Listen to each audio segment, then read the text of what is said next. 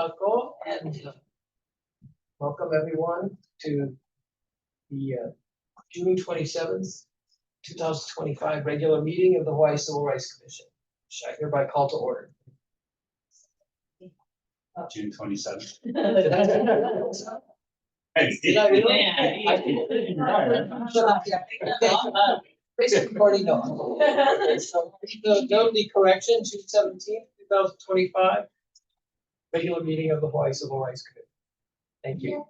So, we are very fortunate today to have pretty much a full house of commissioners. So I'm going to introduce the commissioners. So everyone will know. First of all, we have our Don Patoroka here, and we have our Sima Muller, who is here, and we have our two new commissioners, and that would be Alfonso Bragg and Ray, last name, get into any sick Nichols. Okay, so one of the things in the Sunshine Law is the chair has to introduce all the members who are present. But I think it's also a good idea at this time, because it's our first in-person meeting, that such people, staff members who are there, be invited to introduce themselves. So. I'm Heather McVeigh, the Deputy Executive Director. Welcome. So glad to be here in person. Hi, I'm Constance Yonashiro. I'm Chief Counsel to the Commission, so I will be working with you all. It's a time to see you guys for the face to the names. Welcome. I'm Kenny Stell. I'm a legal clerk with the office. Okay. I'm Sam Moran. I'm the administrative. Okay. So that being said, do we have? I don't think we had the minutes to do this. So the approval of the minutes of the June 10th meeting will be postponed until our next meeting. Available.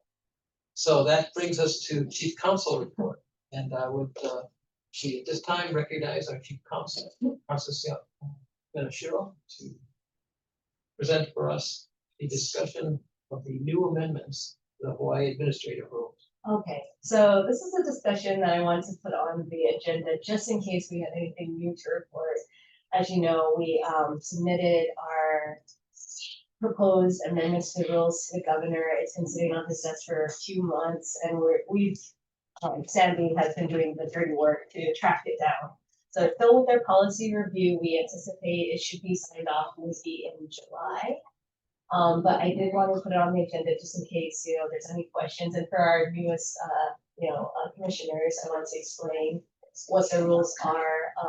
The Hawaii Civil Rights Commission, we have both statute and rules. So we have jurisdiction in Hawaii Revised Statute 368, 378, 515, and 489. So in employment, public accommodations, housing, and access to state and state-funded services.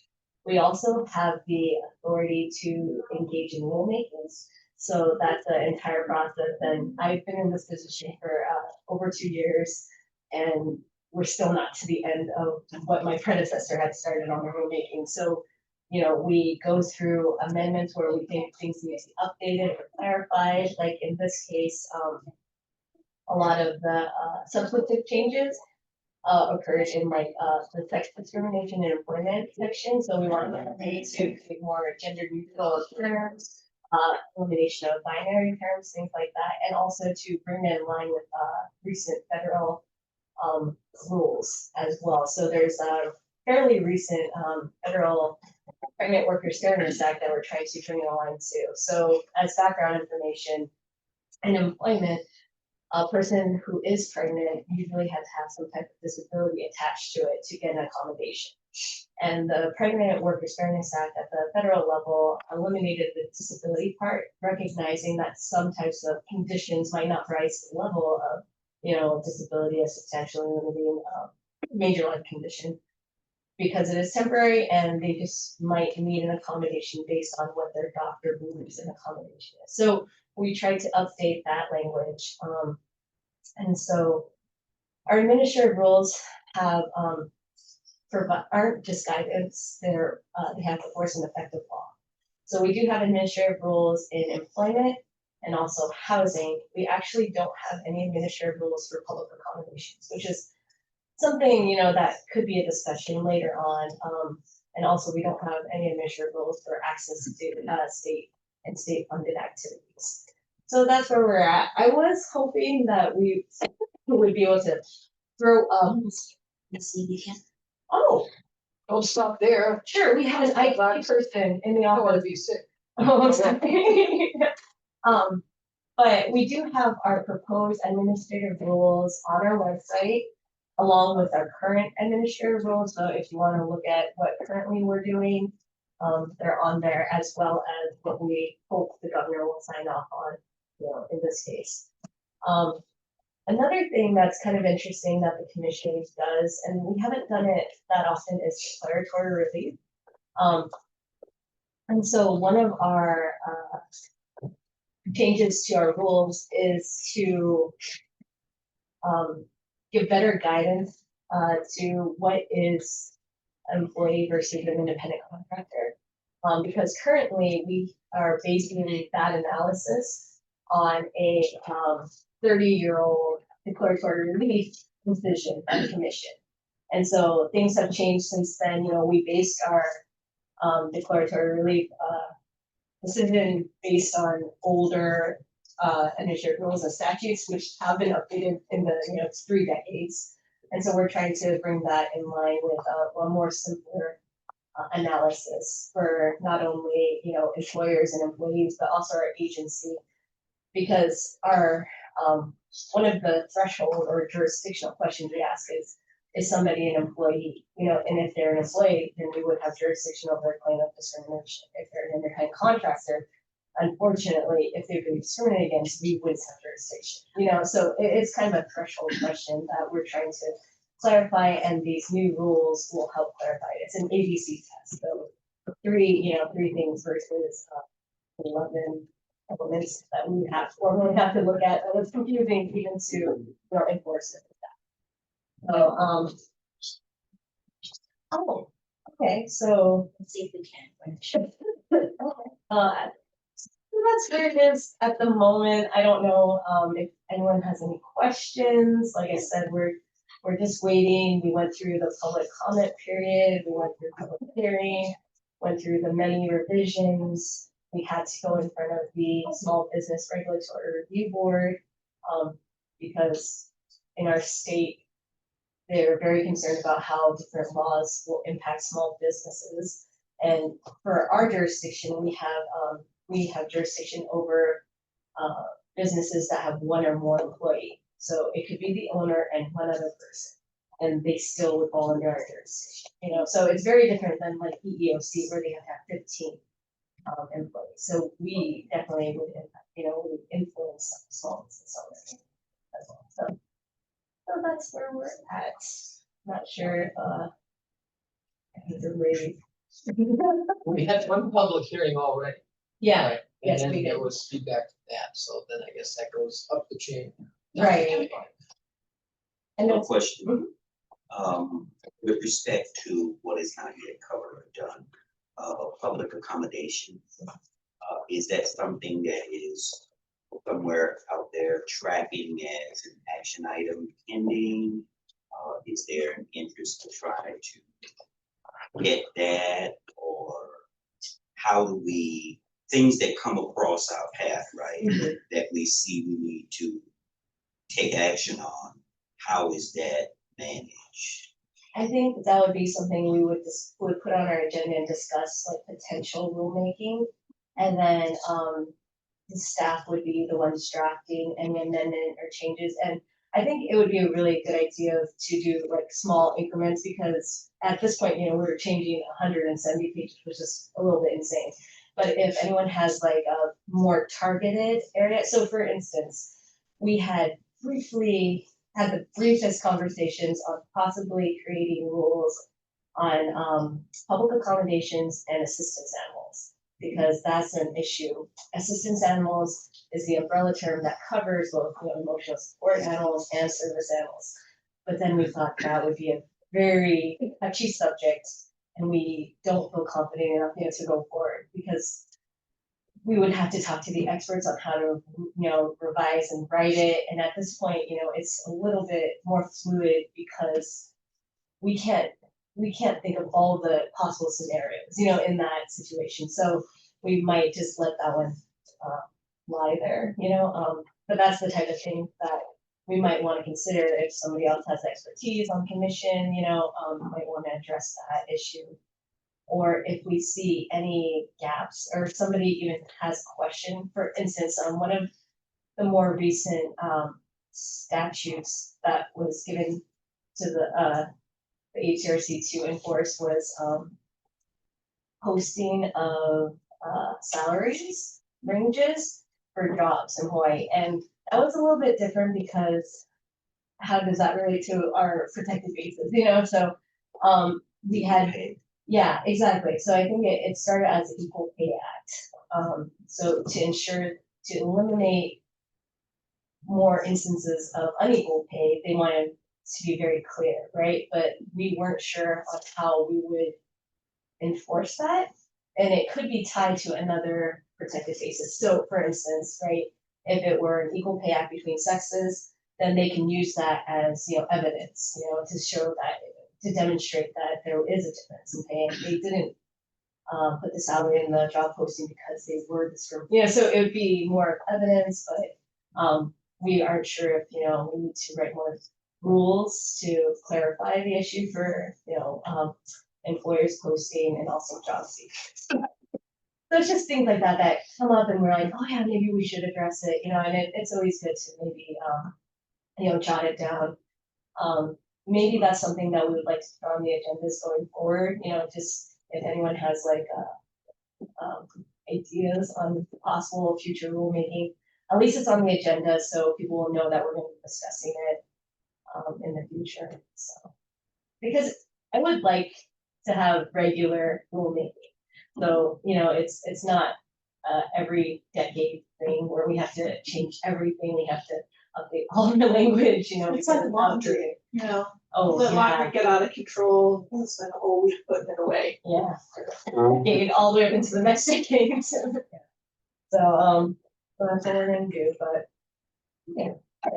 More asking for kind of procedural Oh, than anything else in the process. I think some of these are different things to track.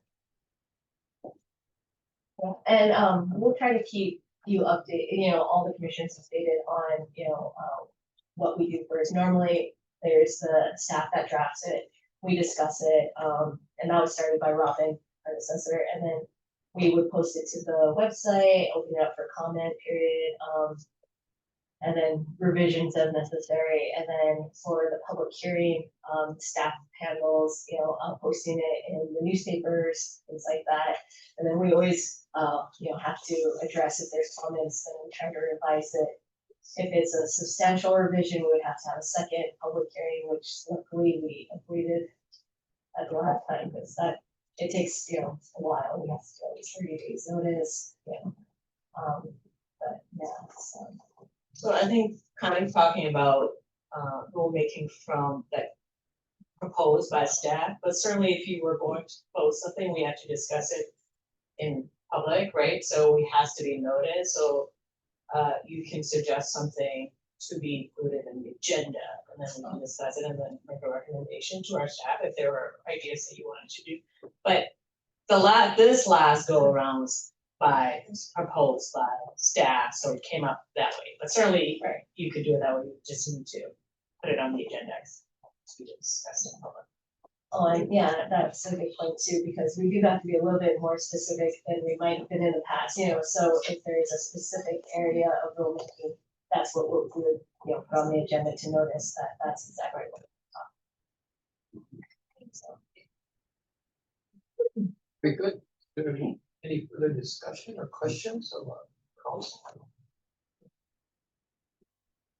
As your chair, again, one thing I would dovetailing on what was said before is you really can't do new business sunshine law thing, so is it appropriate for chair to ever say, so any new business. And they actually discuss it, because that would violate the sunshine law. Essentially, what any other group would call new business is gonna have to be something that's agendized. And, you know, it's appropriate time on the agenda, so be careful of that one, because we've had times, and, you know, I work with a couple other agencies where they had to cancel their meeting. Because basically, they want, something they wanted to talk about, was not properly noticed and put on the agenda, so that's one to watch for in particular. And also discussion via email, which is why we try to, you know, BCC, so there's not too much discussion in between commissioners on any agenda item without it being, you know, in a public forum, so that's another issue to watch out for, because it's really easy to just hit reply, you know, with a statement, but then, yeah. Maybe improper. There are people out there who watch carefully and file complaints with the Office of Information Practices. Be conscious. All discussions would be in the meeting. Right. But if you have questions, you can always ask staff, you know, one-on-one, yeah, so we can put it on the agenda. Yeah, It will. all right. There's, I don't think there's any public online or anything, right? So members of the public, because the other thing we're supposed to keep on the agenda is opportunity for the public to weigh in on anything on the agenda. Not so much on the agenda, so, and we last, and I'm assuming we want to talk to our agenda, so. In the case, we can move on to announcements. Now, it's the next meeting date, but that's not really for me to say. So, if the staff has a recommendation, I think that should be up to our incoming chair to decide, but one question came up that you might want to think about. You want to go from Zoom meetings to in-person meetings like today. So, up to you.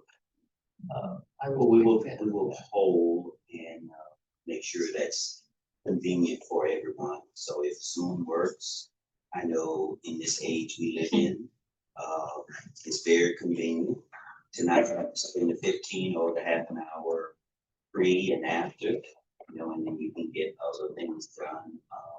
As long as we can accomplish the business. I am a fan of us at some interval though, coming together, because I think that's necessary. So maybe some kind of balance. And right now, the Wednesdays at two, usually it's two. This is Wednesdays at 2, if that's fine, is fine for if there's a desire to change that.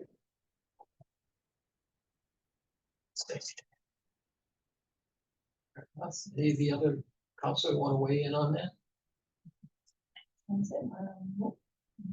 Should be okay. Works for me. Okay, Is it Tuesday or Wednesday? Wednesdays, I was told Wednesdays at 2. Usually Wednesday. Very good. So Yeah, I think we fine. did that for, It's generally Tuesday. yes. Bill Lewis. yeah, Yeah, I think she was the one. what's your short memory?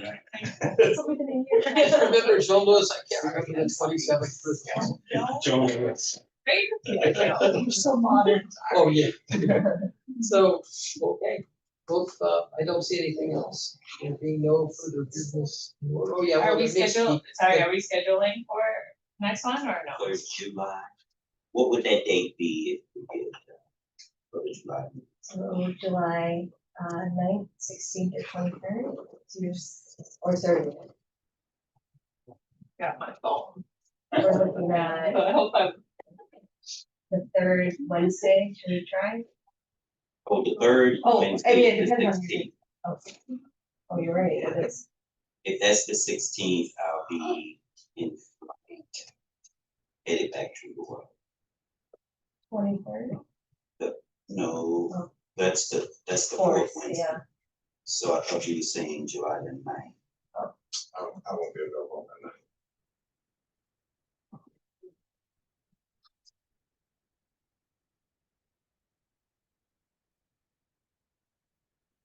So we just have to pick a specific date in the month. Who said they couldn't make the 23rd? Is the 23rd a bad day? Okay. Okay. I wish I could tell you that, I forgot my phone, so I'm gonna guess it's okay, but. So let's look at the 23rd Okay. at 2 p.m. And does 2 p.m. work better, or is the lunch hour around the lunch hour? We've been in the past doing 2 p.m. you know, Yeah. Commission. Is the lunch hour better? Yeah, either time is okay with me. So we'll keep 2 o'clock on this July, and then we'll look to moving it closer to the lunch hour. So that it folks that do a little jobs and things. will line over. And our meetings normally run about what is it? Depends on what's on the agenda. 15 minutes into an hour. No, it's like an hour to an hour and a half. Well, we have legislation. And then Take a when, long time. yeah, there's, right, this we have one of the longest parts of any of our meetings is looking at the bills that are coming in, but no, won't have that again. Or certificates, you know, executive session. Right. Okay. So, just for clarity, we would look at July the 23rd at 2 p.m. And then subsequent to that, we'll look at.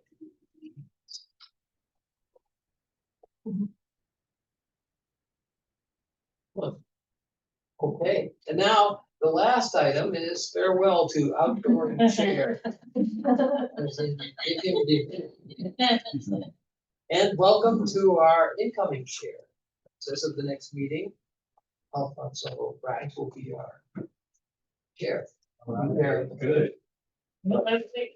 I think so. See, it was you.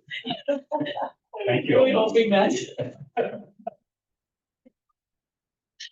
I'm worried about that for about 5 minutes. So we do want to just thank Dr. Chua for his years of service and for his leadership, you know, for the last year as our chair of the commission. We really appreciate it, and we feel like, you know, this is a time in our nation where we really need to focus and make sure that going forward, you know, we have a strong commission. So we do want to thank him for that. And as a show of our appreciation, we do have a certificate from the governor, thanking you for your contribution.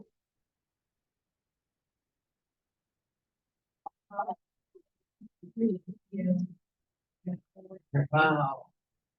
Okay, wow, I'm delighted. Thank you. Thank you. Dr. Quinn had some gifts for everyone else, which is nice. Oh, God. I will cut that out. Well, Well, I thought it'd be a good idea for people to have a copy of open meeting. And it's fairly long, it's used by OIQ. So. I thought it was our personal copy.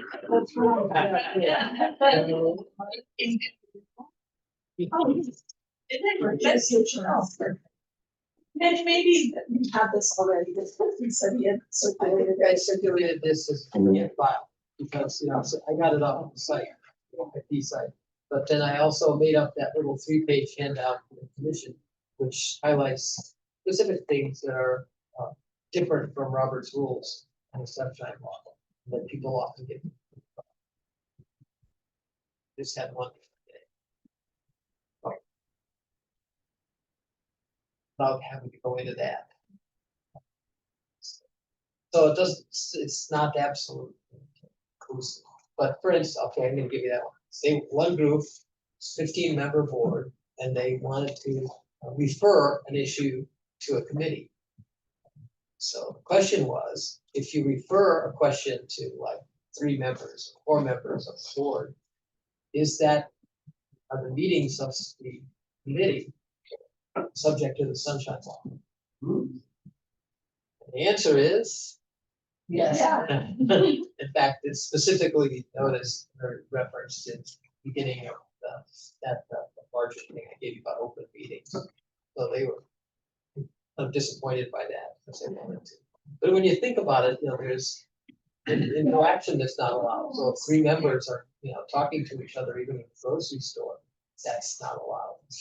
So it's about the business. So it kind of makes sense that, having a committee, which is gonna have, 2 or 3 or 4 or more, is also gonna be covered by the sunshine law. So, well, but, these are not in Roberts.